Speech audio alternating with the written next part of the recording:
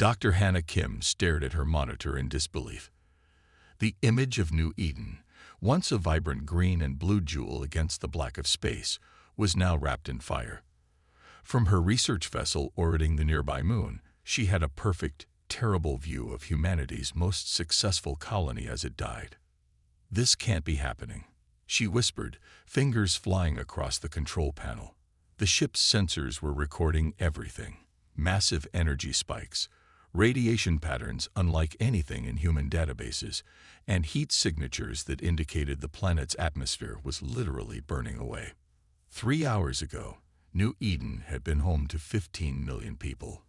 The colony was famous for its success in blending advanced human technology with environmental preservation. Fields of golden grain stretched alongside forests of native purple leaf trees. Cities built into mountainsides generated their own power while leaving minimal footprints on the land. Now it was all gone. The first signs of trouble had come when routine communications suddenly cut off. Hannah had been collecting samples from the moon's surface when her team was called back to the ship. By the time they returned, the attack was already underway. From orbit, they watched helplessly as massive ships appeared from nowhere, surrounding the planet. Their design was unmistakable: the angular, obsidian vessels of the Voidborn. Humanity had encountered them 2 years earlier, an initial meeting that had seemed promising but ultimately led nowhere when the aliens withdrew without explanation. Now they had returned with clear purpose. The research vessel's captain ordered immediate retreat to the system's edge, but Hannah convinced him to maintain observation distance. "We need to record this," she had argued. "Whatever's happening, Earth needs to know." The Voidborn ships formed a perfect grid around New Eden. Then, simultaneously, they fired. Not missiles or energy weapons as humans might expect, but some kind of gravity device that began to tear at the planet's crust. Mountains folded like paper, oceans lifted into space. The colony's defensive shields, designed to withstand meteors and solar flares, failed instantly. Hannah watched the monitors as 15 million lives were extinguished in less than 20 minutes. When it was over, the alien ships methodically deployed smaller craft that began harvesting something from the ruined planet. After 6 hours, they departed as suddenly as they had arrived, leaving behind a broken world that would never support life again. "Send the data package to Earth immediately," Hannah ordered, her voice hollow. "Maximum encryption, priority channel." She knew what the response would be. Her younger sister Jun had moved to New Eden just last year with her family. Her niece had just turned 3. Now they were gone, along with millions of others. 3 days later, Earth received the data. The message traveled faster than the research vessel could, and by the time Hannah's ship docked at the lunar station, the planet was already in chaos.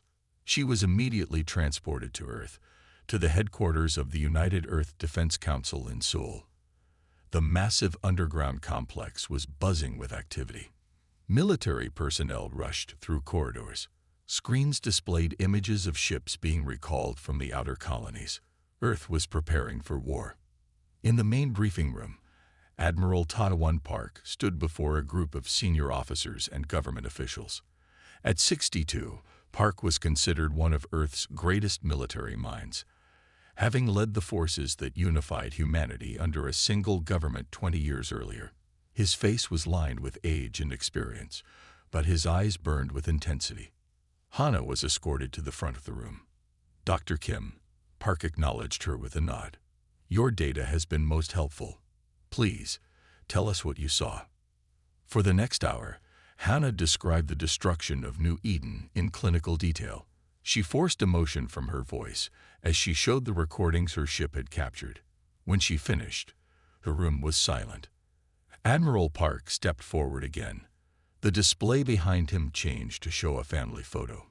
A woman, 2 teenagers, and a young man in a New Eden agricultural uniform. "My son moved to New Eden 5 years ago," he said quietly. "He married there. My grandchildren were born there. I received confirmation this morning that their city was directly beneath one of the alien weapons." He turned to face the assembly. This was not a military target. New Eden had no significant defenses, no strategic value. This was murder on a planetary scale. The intelligence chief stood next. Based on Dr. Kim's data and our previous encounters, we can confirm the attackers were the Voidborn. 2 years ago, we attempted peaceful contact. They observed us, exchanged basic information, then withdrew. We believe they were simply cautious. They were assessing us, Park corrected, deciding if we were a threat. Their technology is approximately 200 years ahead of ours. The intelligence chief continued. Their ships move using some form of space folding we don't understand. Their weapons manipulate gravity itself. Hannah listened as officials debated options. Most believed Earth's forces were too small and technologically inferior to mount an effective defense, let alone retaliation. Admiral Park silenced them with a raised hand. 15 million people are dead. This was not a misunderstanding or an accident. This was deliberate extermination. He activated a new display showing Earth's military assets, a modest fleet of 1,200 warships spread across human-controlled space. This is not enough, he said. So we will build more. He entered a command, and the screens changed to show industrial facilities across Earth and its colonies. I am invoking the Sleeping Giant Protocol. As of this moment, all manufacturing capacity in human space is redirected to military production. All shipyards will operate at maximum capacity. All defensive research is now priority 1. The defense minister leaned forward. Admiral, that protocol has never been activated. It will fundamentally change our society. Our society has already been changed, Park replied. We are at war, whether we choose to be or not.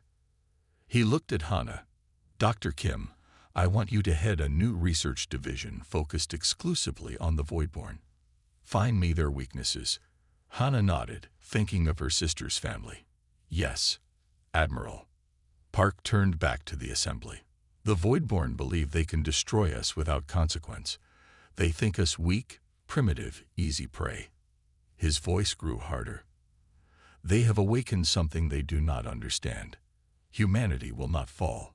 We will not cower. We will build an armada like nothing this galaxy has ever seen. He raised his hand, forming a fist. I promise this. For New Eden, for our 15 million dead, we will answer with 700,000 warships. And the Voidborn will learn what happens when humanity is pushed too far. The orbital shipyards of Mars glowed like a second sun in the night sky. 6 months ago, these massive facilities had produced commercial vessels, science ships, and the occasional military patrol craft. Now they built only warships. Jun-Ho Lee wiped sweat from his brow as he inspected a freshly fabricated hull plate. At 58, he had retired from shipbuilding 5 years earlier. Then the Sleeping Giant Protocol was activated, and his peaceful retirement ended with a simple message. Your skills are needed. Report to Mars Shipyard Alpha. How does it look? Asked Subin, a young engineer who had been a university student just 3 months ago. Good enough, Jun-Ho replied. But good enough isn't good enough anymore. The tolerances need to be perfect. He pointed to a nearly invisible seam. If this fails during combat, 300 crew members die. Fix it. Subin nodded and rushed away.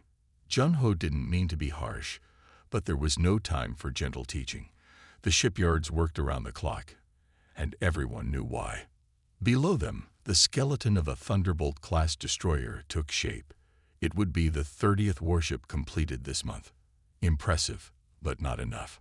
Not nearly enough. Similar scenes played out across human space. On Earth, factories that once made luxury goods now produced armor plating and weapon components.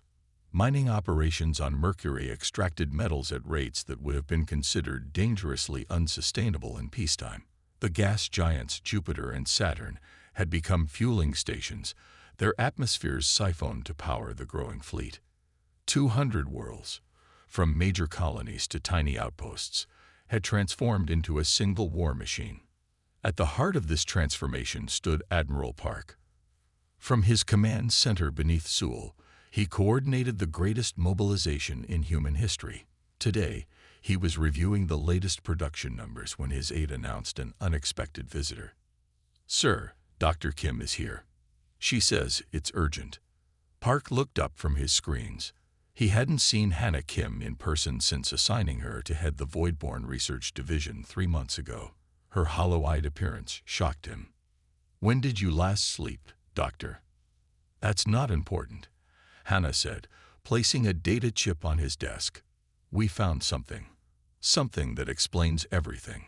Park inserted the chip, and a holographic display appeared between them. It showed star systems with dates and images. "These are attacks," Hannah explained. "Not just New Eden. We've identified 17 planets destroyed by the Voidborn over the past century." Park studied the data. None of these were human colonies. No, these belonged to species we've never encountered. Some were pre-spaceflight civilizations. Some were beginning to explore their local systems. None were advanced enough to threaten the Voidborn. Then why target them? Hannah touched the display, and it shifted to show planetary composition data. This is why. Every targeted world had something in common: abnormally high concentrations of certain elements in their crusts. Elements the Voidborn harvest after the attacks. Resources. This is about mining. Not exactly. Hannah pulled up an analysis of the harvested materials. These elements have unique properties at the quantum level. Our scientists believe the Voidborn used them to power their space-folding technology and gravity weapons. Park stood and walked to the window overlooking the command center. Below, hundreds of personnel coordinated the war effort. "You're telling me 15 million people died because aliens needed fuel?" "It's worse than that," Hannah said quietly.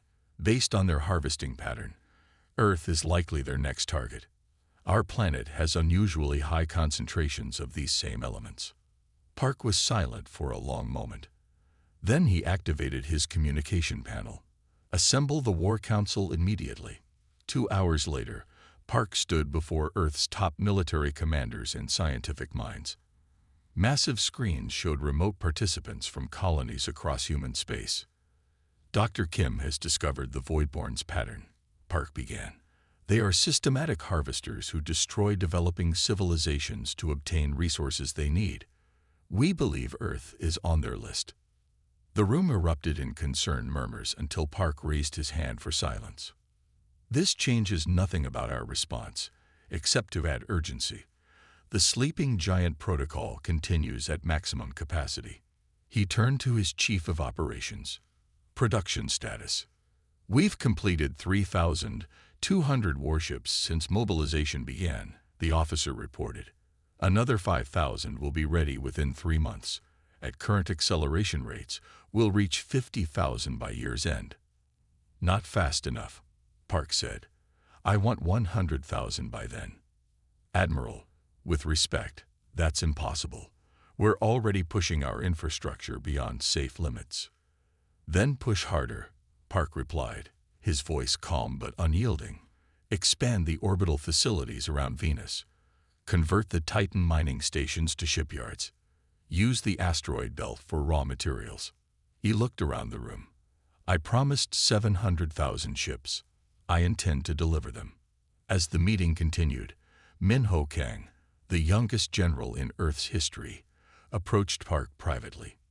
"Admiral, the ships are progressing, but what about the crews? We're recalling veterans and training new recruits, but we'll need millions of qualified personnel." Park nodded. "I've authorized the activation of the Neural Education Program." Min-Ho's eyes widened. "That's still experimental." "It works. 6 weeks in a neural education pod gives a recruit the equivalent of 3 years training. By the time the ships are ready, so will their crews." Across the solar system, these training centers were already operating. On Luna Base, former office worker Jae-Woo Kim floated in a neural education pod, his mind absorbing years of tactical knowledge in compressed form. Like millions of others, he had volunteered immediately after the New Eden attack. Meanwhile, at a secure facility in Antarctica, Dr. Hannah Kim led a different kind of preparation. Her team had reconstructed Voidborn technology based on the New Eden data. They worked tirelessly to understand the aliens' capabilities and find weaknesses. Today, they were testing a prototype shield designed to withstand gravity weapons. The test had failed spectacularly. Again, Hannah ordered as technicians reset the equipment. Her deputy, Dr. Sungmin, looked concerned. "The shield generator is overheating. We should wait." "The Voidborn won't wait," Hannah replied. "New Eden's shields failed in seconds. We need something better." Her personal communicator chimed. A message from Admiral Park. "Update." Hannah sighed and replied honestly. "Slow progress. Their tech remains significantly advanced." Park's response was immediate. "Keep working. Our first defensive line must be ready in 6 months." Hannah stared at the message. 6 months. It seemed impossible. Later that night, unable to sleep, she stood on the research facility's observation deck, looking at the stars. Somewhere out there, the Voidborn were preparing for their next harvest. They had no idea that their routine extermination of another developing species had awoken something unprecedented. Humanity had always been fractious, divided by old rivalries and new ambitions, but the destruction of New Eden had changed everything. Now, across 200 worlds, humans worked with single-minded purpose. Shipyards blazed. Training centers hummed. Research facilities pushed the boundaries of science. The galaxy had never seen such rapid militarization. The sleeping giant was awakening, and when it finally opened its eyes, it would be holding 700,000 warships. The diplomatic vessel Olive Branch moved silently through the darkness of deep space, its sleek hull reflecting distant starlight. Despite its peaceful name, the ship bristled with weapons. 4 escort destroyers surrounded it, their sensors constantly scanning for threats. On the bridge, Ambassador Jai-Yum Lee straightened her formal uniform and took a deep breath. At 62, she had negotiated dozens of treaties during humanity's expansion. None had carried such weight as today's mission. "We're approaching the coordinates, Ambassador," the captain said. "No sign of Voidborn vessels yet." Jai-Yum nodded. "They'll come. They've been watching us since we entered this sector." This meeting had taken months to arrange. Through captured technology, humans had figured out how to send messages that the Voidborn could understand. After repeated attempts, they had received a single response, a set of coordinates and a time. "Contact," announced the sensor officer. Multiple ships folding into normal space. The main view screen showed space itself seeming to bend. 3 massive Voidborn vessels appeared, each dwarfing the human ships. Their black, angular forms absorbed light rather than reflected it. "Ambassador," the captain said quietly, "our weapons can't penetrate their defenses. If this goes wrong, then humanity will have to rely on Plan B." Jai-Yum replied. "Open a communication channel." After several tense minutes, the largest Voidborn ship responded. The view screen filled with the image of a being that appeared almost crystalline. Its body seemed composed of interconnected geometric shapes that shifted and realigned as it moved. Where a face might be on a human, this creature had a cluster of light-emitting organs. "I am Ambassador Lee, representing United Earth and all human colonies." Jai-Yum began. "We come seeking explanation and restitution for the unprovoked destruction of our colony New Eden, resulting in 15 million deaths." The Voidborn's response came through the translation system as flat, emotionless words. "Your presence in this region is noted. Your grievance is irrelevant." Jai-Yum maintained her composure. New Eden was a peaceful agricultural world. It posed no threat to your civilization. "Threat assessment is not relevant to resource acquisition," replied the alien. The planetary body contained materials necessary for continued Voidborn expansion. Harvesting proceeded according to standard protocol. "Those materials belong to us," Jai-Yum said firmly, "as did the lives you took." The Voidborn's light organs pulsed. "Ownership is a concept applied by primitive species to justify territorial claims. It has no meaning to the Voidborn. All materials exist to serve Voidborn needs. Jai Young tried another approach. We propose a treaty. We can establish boundaries, trading zones. There are ways for both our species to coexist. Coexistence is inefficient. Your species has barely evolved beyond basic tool use. Your technological development is minimal. Your understanding of space-time is rudimentary. You offer nothing of value except the resources within your territory. We are more capable than you realize, Jai Young warned. We request that you avoid human space in your future harvesting operations. The Voidborn's form shifted into a new configuration. Your request is noted and rejected. This communication is terminated. The screen went dark, and the Voidborn ships began to move away. They're preparing to fold space, reported the sensor officer. Jai Young turned to the communication specialist. Did you get it? The young woman nodded. Yes, Ambassador. While they were talking, we penetrated their communication network. The data is transmitting to Earth now. Jai Young's diplomatic mission had a secret purpose beyond negotiation. Hidden beneath the olive branch's hull were advanced sensors designed by Dr. Hannah Kim's team specifically to scan Voidborn systems during the meeting. 3 days later, in Admiral Park's command center on Earth, the intelligence team finished decoding the stolen data. It's worse than we feared, said the intelligence chief. The Voidborn have already scheduled harvesting operations for 3 more human colonies: Titan Base, New Horizon, and Proxima Centauri. Admiral Park studied the projected attack timetable. Titan Base in 2 months, the others shortly after. He looked around the room. How many ships do we have ready? Just over 50,000, Admiral, replied General Minho. Most are smaller vessels, but the first wave of dreadnoughts will be operational next week. Park nodded. Deploy all available ships immediately.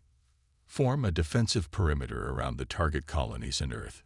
Nothing gets through. Even with 50,000 ships, we can't match their technology, Dr. Hannah Kim pointed out. She had been brought into the military hierarchy as Chief Science Advisor. Unless we use everything, Park finished her thought. I understand. Send the authorization to unlock the blackbox projects. Throughout humanity's space development, certain technological breakthroughs had been deemed too dangerous for widespread use. These blackbox technologies remained classified, developed in secret, but never deployed. Now there was no longer any choice. At the Luna military facility, engineers unsealed vaults that hadn't been opened in decades, quantum shield generators that could warp space itself around a ship, gravity lance weapons similar to what the Voidborn used, experimental drive systems that bent the laws of physics. For the next month, human shipyards worked frantically to outfit the defensive fleet with these new technologies. Training simulations ran constantly, teaching crews how to use weapons that had previously existed only in theory. On Titan Base, Colony Administrator Du Hyun watched as massive shield generators were installed around the settlement. The colony, built to mine Saturn's largest moon, housed over 3 million people. None could be evacuated in time. Will this be enough? He asked the military officer overseeing the installation. It has to be, she replied. But don't worry, you've got the best protection humanity can provide. She pointed to the sky, where the lights of countless ships could be seen moving into position. A third of Earth's available fleet now surrounded Saturn. Back on Earth, Jai Young Lee met with Admiral Park for the last time before departing to her assigned shelter. I failed, she said simply. I couldn't make them understand. You didn't fail, Park replied. You confirmed what we needed to know. The Voidborn cannot be reasoned with. They see us as resources, not people. What happens now? Park moved to the window, looking at the night sky. Now we show them their mistake. We've spent a year preparing. New technologies, new strategies, new weapons. He turned back to face her. Most importantly, we've awakened. Before New Eden, we were divided, complacent. The Voidborn thought they were harvesting another helpless species. His expression hardened. Instead, they've stirred a hornet's nest. In deep space at the edge of Saturn's system, sensors detected the first signs of Voidborn ships preparing to emerge. Aboard the flagship Vengeance, Captain Jin-Woo Kim received the alert.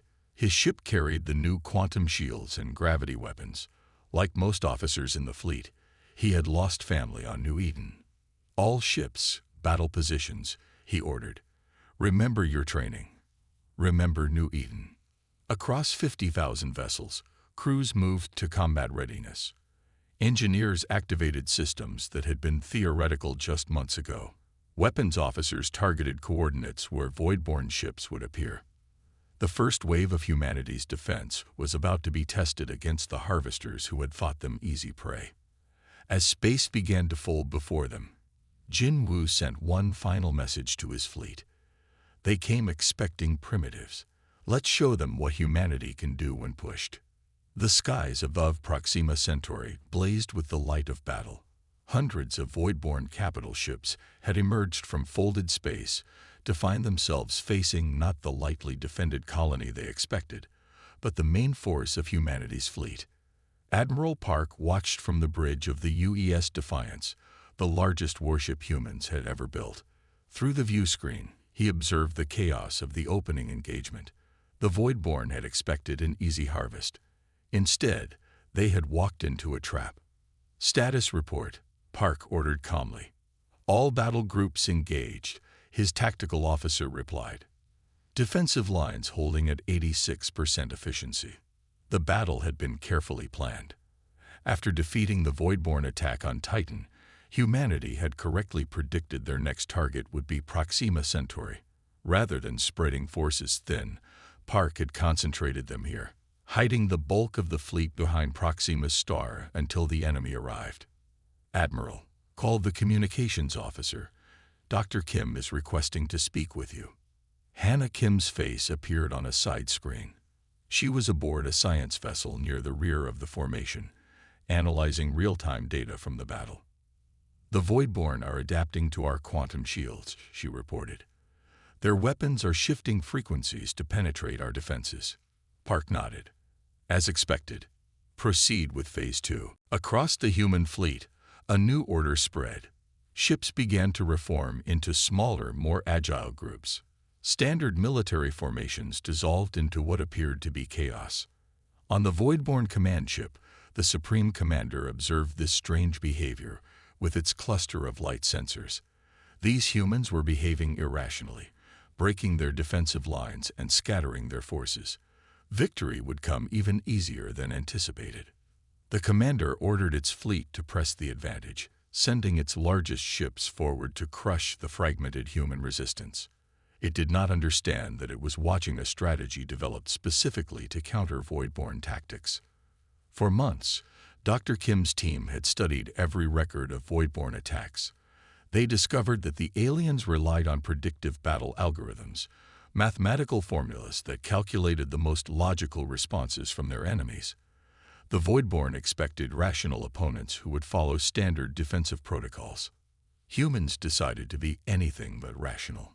Captain Min-Soo Choi felt sweat drip down his back as he piloted his destroyer directly toward a Voidborn cruiser 10 times its size.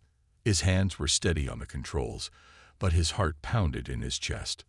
"All hands, brace for proximity maneuver," he ordered. The small ship accelerated to dangerous speeds, aiming straight for the larger vessel. At the last possible moment, Min-Soo activated the experimental phase shift drive.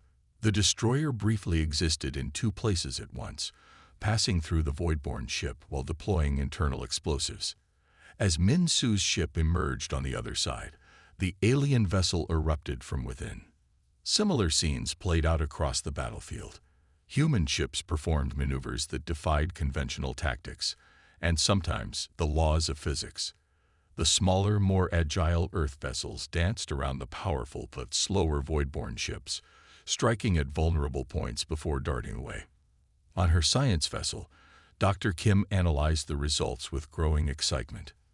"Their predictive algorithms can't adapt fast enough," she reported to Admiral Park. "They're fighting the way they've fought for centuries. They have no response to unpredictability." Park allowed himself a small smile. And the biomechanical analysis? We've confirmed it, Kim replied. The Voidborn ships are partially organic. The crystalline entities we saw during negotiations aren't just piloting the vessels. They're integrated with them. This gives us a crucial advantage. The Admiral nodded. Then it's time. Prepare the sunforge. Deep within the Defiance, engineers activated the most secret weapon in humanity's arsenal. The ship's massive power core redirected all non-essential energy to a specializing focusing array at its bow. Sunforge charging at 60%, reported the weapons officer. Target locked on the Voidborn command ship. Park stood from his command chair. All ships in Sector 4, clear the target zone. The human vessels in that area peeled away, creating a clear channel between the Defiance and the largest Voidborn vessel. Sunforge at full capacity, called the weapons officer. Fire, Park ordered quietly. The front of the Defiance seemed to split open, revealing a blinding core of energy. What emerged wasn't a conventional weapon beam, but a controlled tunnel of space-time that connected the Defiance directly to the surface of Proxima Centauri's star. For a brief, terrible moment, a concentrated stream of stellar plasma flowed through this tunnel, crossing millions of kilometers to strike the Voidborn command ship. The alien vessel didn't explode. It simply ceased to exist, vaporized by the equivalent of a solar flare delivered with surgical precision. Throughout the Voidborn fleet, the loss of their command ship created momentary confusion. The organic components of their vessels experienced something they hadn't felt in 9 centuries. Fear. Dr. Kim's voice was tense with excitement as she reported, "We're detecting massive communication surges between Voidborn ships. Their network is destabilizing." Park turned to his communications officer. "Broadcast the following message on all frequencies, translated into Voidborn language patterns. This was one small fraction of our capability. Retreat now or face complete destruction." For several tense minutes, the battle continued. Then, one by one, the Voidborn ships began to fold space around themselves, disappearing from the battlefield. "They're retreating," confirmed the tactical officer, disbelief evident in his voice. A cheer erupted across the bridge. Park allowed it for a moment before raising his hand for silence. "This is one battle," he reminded them. "The war continues." In the aftermath, as damage reports came in from across the fleet, Park met with Dr. Kim aboard the Defiance. Together, they studied the battle data in the Admiral's private briefing room. 47 human ships lost, Park noted grimly, against 23 Voidborn capital ships destroyed and their entire fleet driven off. A victory, but a costly one. Hannah nodded. "But we've proven something crucial. They can be beaten." "More importantly," Park added, "we've proven they can feel fear." He turned to the viewport, watching as repair ships moved among the damaged vessels.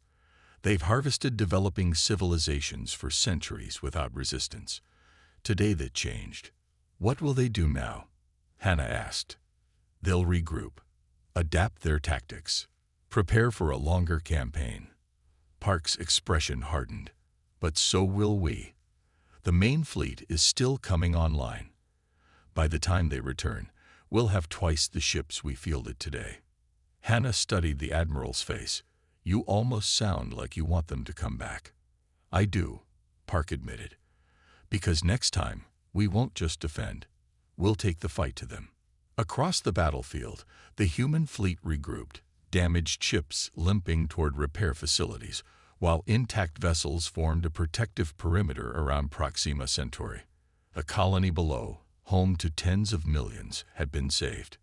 And somewhere in Voidborn space, for the first time in 900 years, an alien species knew what it meant to lose. The massive war fleet stretched as far as the eye could see, a metal ocean of ships that filled the space around Earth. 700,000 warships, just as Admiral Park had promised 2 years ago. The smallest was the size of a pre-war commercial transport. The largest dwarfed anything humanity had built before. Aboard the flagship Retribution, Admiral Park stood at the main viewport. At 64, His hair had gone completely white, but his posture remained rigid, his gaze intense. Behind him, the bridge crew worked at their stations, preparing for humanity's greatest military operation. "Final check complete, Admiral," reported his executive officer. "All ships report ready." Park nodded. Open fleet-wide communication. On every vessel in the vast armada, screens activated to show the Admiral's face. Millions of crew members paused in their duties to listen. 2 years ago, 15 million innocent lives were taken at New Eden, Park began. "We promised vengeance. We have delivered victories at Titan, Proxima Centauri, and a dozen other battles. But today, we do something more important than revenge. Today, we bring justice." He paused, looking directly into the camera. "Our mission is not to destroy the Voidborn, but to ensure they can never again destroy others. We go not just as Earth's defenders, but as protectors of all developing civilizations. Remember that as we advance." Throughout the fleet, crew members stood a little straighter. Many had lost family or friends to the Voidborn. All had trained for this moment. "Begin jump sequence," Park ordered. Across 700,000 ships, space folding drives activated simultaneously. In a flash of light that momentarily outshone the sun, humanity's armada vanished from Earth orbit. The first target was a Voidborn harvesting operation at a star system 40 light-years away. Intelligence gathered by Dr. Hannah Kim's science team had identified it as a major resource processing center where materials from destroyed worlds were refined for Voidborn use. The human fleet emerged from folded space directly above the facility. The few Voidborn ships on guard immediately moved to attack, but they were overwhelmed within minutes. As the facility was secured, a surprising discovery awaited the boarding teams. Thousands of alien life forms were found in containment areas, not Voidborn, but members of other species. They were workers, forced to process the remains of their own worlds. Dr. Kim, now serving as both Chief Science Officer and Diplomatic Liaison, led the first contact team. She stood before a group of tall, insectoid beings who watched her with compound eyes that reflected the light in rainbow patterns. "We are humans," she said through a translation device. "We fight against the Voidborn. You are now free." One of the aliens stepped forward, touching its forelegs together in what seemed to be a gesture of respect. "We are the Xanti," it replied. "Our world was harvested 8 cycles ago. Those who survived were brought here to serve." Similar scenes played out across the facility as more aliens were freed. The Serpentine Rill, the gaseous fox, and a dozen other species. All had fallen victim to Voidborn expansion. All had believed resistance was impossible. "How did you defeat them?" asked the Xanti leader. "The Voidborn have never been challenged." "We refuse to accept that," Hannah replied simply. As the human fleet continued its advance, news of the Liberation spread. On planets and space stations throughout Voidborn territory, subjugated species began to resist their overseers. The myth of Voidborn invincibility was crumbling.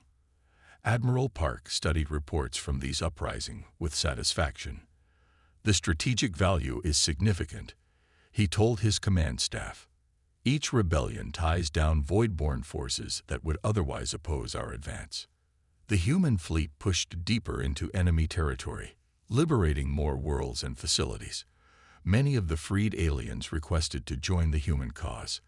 Their knowledge of Voidborn systems proved invaluable, and their determination matched humanity's own. This growing coalition faced its greatest test at the Battle of Voidborn Central Command, a massive space station orbiting a dying star. Here, the Voidborn had concentrated their remaining forces, creating a defensive line that would have been impenetrable just 2 years earlier. Park and his allied commanders devised a multi-stage attack. Mrel stealth ships would disable the station's long-range sensors. Human heavy cruisers would engage the main defensive fleet. Meanwhile, Xanti engineers would sabotage the station's power core. The battle lasted 3 days. Thousands of ships were lost on both sides. But in the end, the station fell. Inside the captured command center, Admiral Park and Dr. Kim face the Voidborn Supreme Consciousness, a massive crystalline entity connected to countless smaller ones. You have broken the cycle. It communicated through direct mental projection. For 900 years, we have harvested without resistance. That cycle was wrong, Park replied. Each world you destroyed held beings with the right to exist. Existence is resource management, the entity stated. The strong consume the weak. This is the law of the universe. Hannah stepped forward. We're offering you a different law. Coexistence, cooperation, peace. These concepts have no meaning to us. Then learn, Park said, because the alternative is extinction. Not by our hand, but by the combined might of every species you've ever victimized. He gestured to the viewport, where ships of a dozen different designs now flew alongside human vessels. They're all waiting for my order. One word, and this station and your homeworld become what you made of their worlds, harvested resources. The crystalline entity's light pulsed in patterns that suggested internal conflict. The collective is divided. Some recognize that adaptation is necessary for survival. That's a start, Park said. In the days that followed, representatives from 27 species, including humans and Voidborn, gathered aboard the Retribution. They drafted the first interstellar peace treaty in the galaxy's known history. Its terms were simple: no more harvesting of inhabited worlds, reparations for past destruction, and a council of all species to resolve future conflicts. Not all Voidborn accepted these terms. Some fled to distant regions of space. But the majority, facing certain defeat, chose adaptation over extinction. 6 months later, Admiral Park stood in the newly constructed Galactic Council chamber on a neutral space station. Representatives from dozens of species filled the room, including former enemies and newly discovered civilizations seeking protection. Dr. Kim joined him at the viewport, watching as ships from different worlds moved peacefully through space outside. When we launched 700,000 warships, I worried we might become what we fought against, she admitted. That vengeance would consume us. Park shook his head. It was never about vengeance. It was about justice, about making sure New Eden was the last world they destroyed. And now, Hannah asked, now those 700,000 ships serve a new purpose. They're the guardians of every developing civilization in this sector of the galaxy. He turned to watch as the council session began. New Eden's legacy isn't destruction. It's this alliance. In the chamber, the newly elected council leader, a human woman whose family had died on New Eden, called the first official session to order. Her first act was to welcome 3 representatives from a pre-spaceflight civilization whose world would have been the next Voidborn target. As Park watched these small, timid beings take their place among the galactic community, he felt a weight lift from his shoulders. The promise made over the ruins of New Eden had been fulfilled. Not just with warships and victories, but with something far more powerful, a new future where developing civilizations could grow without fear of harvest. Humanity had entered the stars alone and vulnerable. It now stood at the center of the galaxy's first true alliance, forged in the fire of necessity, but built to last through cooperation and shared purpose. The sleeping giant had awakened, and in its rising, changed the galaxy forever. The end.